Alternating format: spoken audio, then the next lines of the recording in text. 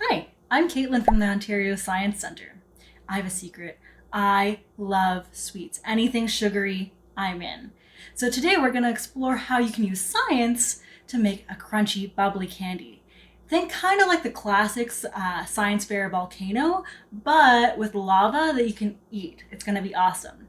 Now it's also going to get pretty hot, so make sure that you have some oven mitts, make sure that you get some permission from an adult if you need it, and some help if you need that too.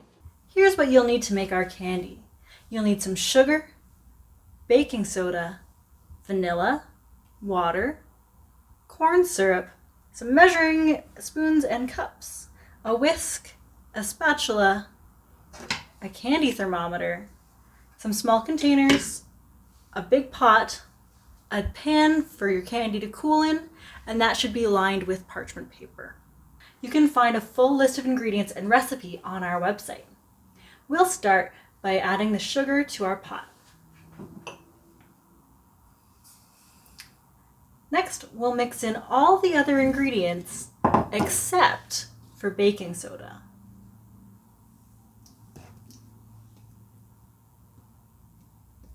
This is corn syrup, water,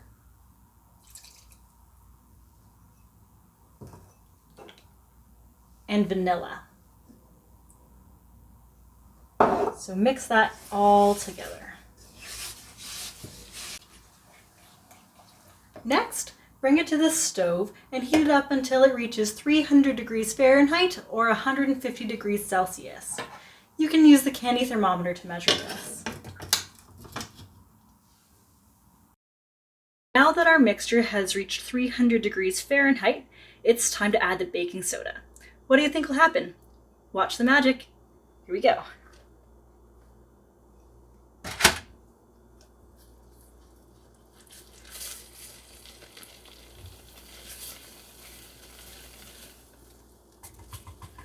Look at those bubbles.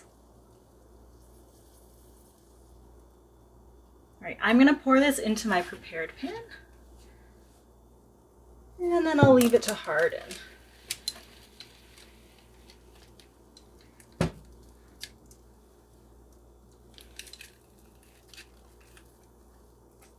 I've let the candy cool and taken it out of the pan. Now it's time to break it up. What do you see? What happened? How did these bubbles get in here? Let's think about this for a second. When we added our baking soda into our mixture, it started to decompose, to break down into its separate parts. And that's because our candy mixture was so hot. So that baking soda became water, sodium carbonate, and carbon dioxide. Now you've probably heard of carbon dioxide before. It's the same gas that we breathe up out of our lungs.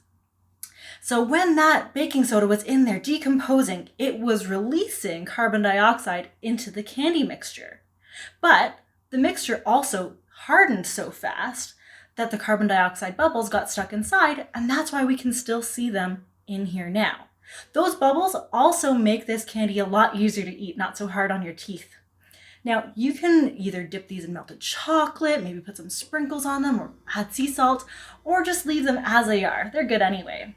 Doesn't matter how you do it, they're always tasty. And remember, science is sweet.